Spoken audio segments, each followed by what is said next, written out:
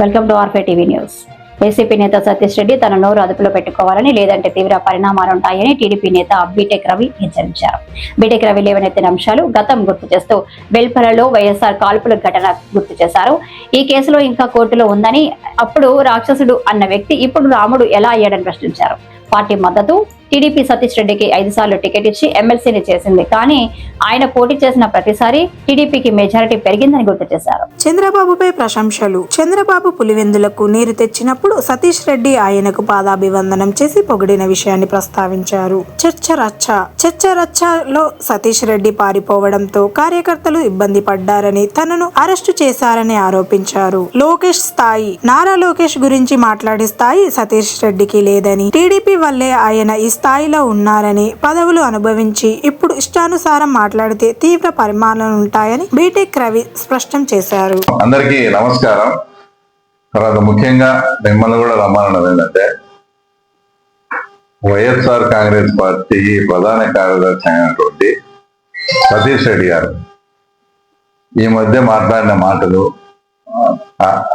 అవన్నీ కూడా video clippings కానీ చూసిన తర్వాత, ఎందుకంటే మేము కూడా అతనితో కలిసి ఒక 10-15 ఏళ్ళు పార్టీకి పనిచేసాం, జర్నీ చేశాం. కాబట్టి అతని మీద ఎందుకు ఇట్లా మాట్లాడుతున్నాడు, ఎందుకు ఇదే చేసుకునే లోపలనే దానికి ఏదన్నా మేము కూడా మాట్లాడాల్సిన సందర్భం ఉందని అనుకునే లోపల ఆయన శృతి నుంచి ఓవర్ గా వ్యక్తిగత విమర్శలు, వ్యక్తిగత దూషణలు మా ముఖ్యమంత్రి మీద కానీ, విద్యాశాఖ మంత్రి లోకేష్ బాబు మీద కానీ ఇంకా వ్యక్తిగత విమర్శలు కూడా తారాస్థాయికి చేరడము, ఇంకా ఖచ్చితంగా మేము ఆయన మీద మాట్లాడాలి. ఎందుకంటే ఎంత దారుణమైన విషయం ఏంటంటే, ఆయన ఇప్పుడు మాట్లాడే తీరు కానీ ఇది చూస్తే ఆయన మాట్లాడిన దానిల మీదనే మాట్లాడతాం.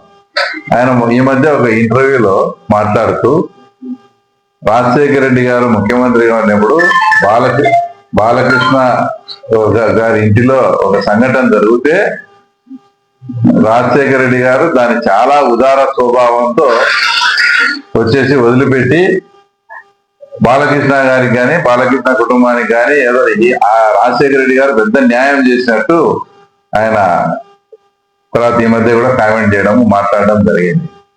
ఇది ఎంత అసలు నిజంగా ఒక ముఖ్యమంత్రి గారు ఆయన చేయాల్సింది ఏదైనా కానీ ఆయన చేస్తే, ఆయన చేయకుండా అంటే ఏదో రాజశేఖర రెడ్డి గారే బాలకృష్ణని సేవ్ చేసినట్టు ఆయన మాట్లాడు. నిజంగా అట్లా సేవ్ చేసింటే కూడా ఒక ముఖ్యమంత్రిగా ఉండి నిజంగా కూడా తప్పే. ఆ విషయం పక్కన పెడితే, సతీష్ రెడ్డి అనే వ్యక్తి 2005లో వేల్పుల సంఘటన జరిగినప్పుడు సాక్షాత్తు రాజశేఖర రెడ్డి గారే సీఎం కుర్చీలో కూర్చొని, మేము గన్మెన్లను సేఫ్టీ కోసం ఇస్తే మా గన్మెన్లతోనే మా గన్మెన్లే ఫైట్ చేస్తారా అని ఉదయం 10:30-11 ముఖ్యమంత్రి గారి కుర్చీలో కూర్చొని మాట్లాడారు.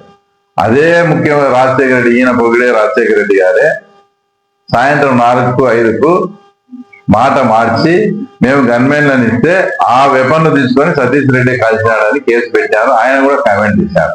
అంటే మాకు అర్థం కాలేదు, బాలకృష్ణని కాపాడినామని చెప్పే రాజశేఖర రెడ్డి, ఈ రాజశేఖర రెడ్డి గారు ఒకరా ఏందని నీ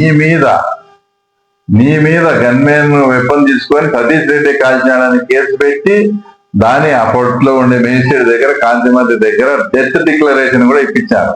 ఇవన్నీ గుర్తు లేకుండా అంటే మాకు నిజంగా అర్థం కాలేదు. నువ్వు చెప్పే రాజశేఖర రెడ్డి గారు ఆ రకంగా నువ్వు